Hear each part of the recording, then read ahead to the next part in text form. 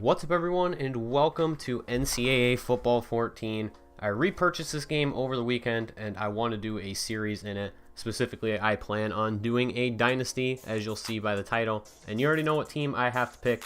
Syracuse. I'm a fan of their basketball team. I grew up near the area and I want to rebuild the football program because there's really only been like two good football teams in my entire lifetime. I tried to do this same project a few years ago, but it was at a different point in my YouTube career where I wasn't as consistent with content, and I was really more of a baseball, basketball at that point, or actually I think it was baseball, hockey still, but I'm definitely planning to continue with it more this time than I did last time, especially since the game is the last NCAA football game more than likely, and there probably will never be another one. I can continue to do this series through multiple years, like years at a time, like I plan to do with my OOTP side series, that I post not very often anymore, but I do plan on getting back into it consistently at some point. I can continue to just post this as new games come out, as my interests change, as seasons change.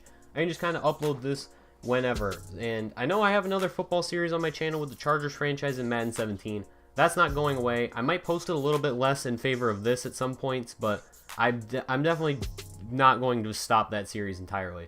So let's get into it. So let's speed through the creation of our coach. So let's speed through the creation of the coach a little bit. There aren't a lot of customization options. It's pretty much like when I made Antonio Gates in Madden. There's a lot of, like presets that you can't really change the appearance of your coach a whole lot. There's not really a big variety of accessories. And so we're pretty much just going to make the coach of Syracuse in real life, Dino Babers. First year coach this year, so it kind of actually fits. And he came over from, I believe, Bowling Green. They won the MAC, I believe, 2 years in a row. I'm not sure. They might have lost to Eastern Illinois, or Illinois, one of those Jordan Lynch years. But he came over from Bowling Green, and this is his first year with the team. And I figured it was very fitting to use him since he was a first-year coach. And also, I really didn't have a whole lot of creativity. It wasn't like with the Chargers thing where I could just make Antonio Gates because he retired. And I don't really have any milestone characters from old series like other YouTubers, so I kind of just went with the real-life option. So here's how the conferences look after realignment. You'll notice that I put Notre Dame in the ACC. I'm going to run through a few of the changes that I made. I put Notre Dame in the ACC. They're already there in basketball, and it would put another tough rival on our schedule. I added UMass to the other division because they went independent a couple years ago, and it was really just for balance. Air Force I made independent, and I added BYU back to the Mountain West Conference. They left a few years ago. And in the Sun Belt, there's several teams that got FCS promotions that aren't in this game, and also UNC Charlotte is one of them. They actually joined, I believe, the year after this game came out. But other than that, it's pretty standard stuff. I tried to make it reflect the moves that have happened as accurately as I possibly could, like Connecticut. I'm leaving I believe they're in the ACC before. I think they're now in the Big Ten. But other than that, it's a lot of the same stuff as real life. And I added New Mexico State to the Sun Belt. I believe they were independent. Things like that have happened since this game came out, and then I added obviously Notre Dame to the ACC. It's not really a lot of big moves. So I got rid of automatic qualifiers for the bowl games based on champions of specific conferences, and this is a good time to remind you guys that this game came out before the college football playoff was instituted, so the national championship game is still just between the number 1 and number 2 teams. So there is no college football playoff, and there are no automatic qualifiers for bowl bids. So the postseason is going to be a little bit different than it is in real life. And here we're moving on to the Dynasty team selection, and as you can tell by the title and what I said at the beginning of the video, we are going to be going with Syracuse. They have 3-star prestige. Hopefully we can get that up over the course of this series, and in a moment I will scroll over to TCU so you guys can see the ratings for our team. We have a 77 overall, 75 offense, and 80 defense. I'm excited about that 80 defense because I think if our defense can hold up pretty well against some of these teams, we'll have a chance to win these games. We are going to select this team, and we're going to be taking over Syracuse, as according to this game, we're still coming off that 8-5 season with a Texas Bowl win over Minnesota, but we will be taking over the team. And the years are going to be a little bit off, but the rosters are accurate too now. I downloaded rosters to reflect the 2016 NCAA football season, and here you can see our coach skill trees, which I totally forgot were a thing in this game until I went to set up this Dynasty. And I went through some of this stuff. I upgraded scouting for our head coach.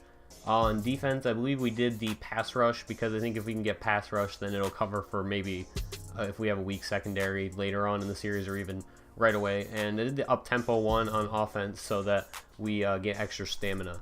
So those are going to be the starting skills for our coaches. I'm going to try and revisit that later on if I have the opportunity to, or if I remember to. And so here is an early look at our recruiting board. I'm going to be trying to update you guys throughout the season on our recruiting progress because it's a big part of the series, unlike the Madden draft where I can just show you guys what the incoming players are going to look like. You don't really need to know a lot about the scouting. But this is going to change a lot because I scouted some of these players since then, and I've made quite a few changes to my recruiting board. I went after some guys that I just needed at certain positions that aren't interested in the school, so I moved on. And we kind of lucked out because we have, I believe, 3 graduating linebackers, and the top guy, one of the top guys who wanted to go here was a 4-star linebacking recruit. And there was also a 5-star athlete who was interested in coming here, and I scouted him. I don't know what position he's going to be at. I will show that to you guys in the future. I might live column that episode, just or like any scouting episodes, the scouting updates, just to give you guys an idea of what I am looking for in specific positions and players. So I'm going to speed this up so that you guys aren't sitting here looking at me just targeting guys and doing a little bit of scouting, I believe, toward the end. But we're just setting up the recruiting board right now. I think we add like all 35 players that we need. So now on your screen, you guys can see the roster through the redshirt screen, so you can see who we are going to be redshirting.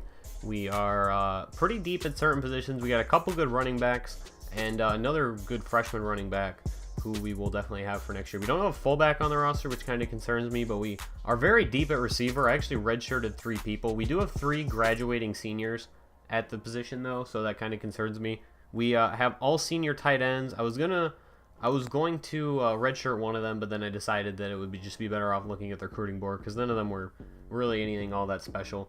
One of our tackles, we have 2 freshman centers, and our center now is a graduating senior. So I wanted to keep the potential offensive line depth for an extra year because it's actually one of the stronger areas of the team. We don't have the best starters, but in terms of like depth, we're actually pretty good off. And we have a sophomore pass rusher, so that's always good. However, we're going to have to start this true freshman on the other side. And I already finalized this, otherwise I would probably go back and redshirt him if I had the opportunity, but I already simmed past this point now that I actually look at it. It probably would have been better just to redshirt him and get the extra year, but we can always go back later. You never know. But the top guy will potentially be starting for us right now, and this is like the only part I slowed down in the entire video. We're deep at defensive tackle as well. Again, not very top heavy because we do run a 4-3, but we do have some depth and we can rotate some guys in. We have a junior linebacker who's pretty good. Our inside linebacker is also a junior, and he is one of the best players on our roster. We've redshirted a linebacker there as well. And we have a couple options at right outside linebacker as well. And corner is a position that I'm definitely going to have to address. We are pretty deep, but by the time that we get through the season, there'll be mostly juniors. We got to work on safety too. There are certain positions where we're good, but definitely want to get better at any position. Like anybody who wants to come here, there are going to be top needs, obviously, but in really every position we could use help, except for probably running back. That's like the only spot I feel very confident in.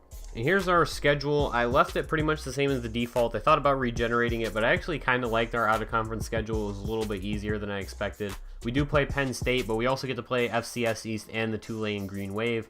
And our in-conference schedule is already hard enough because we play in the ACC. So I thought that it was a pretty forgiving outside of the conference schedule.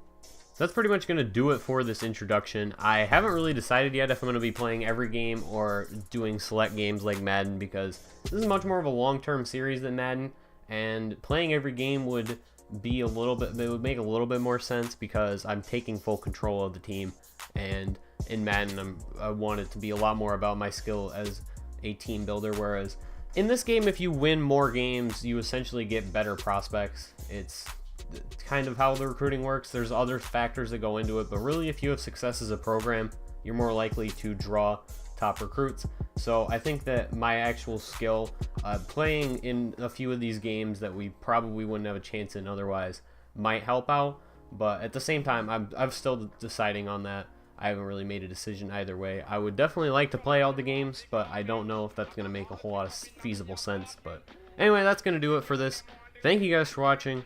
Hope you enjoyed, and stay tuned for more NCAA 14 Syracuse Dynasty.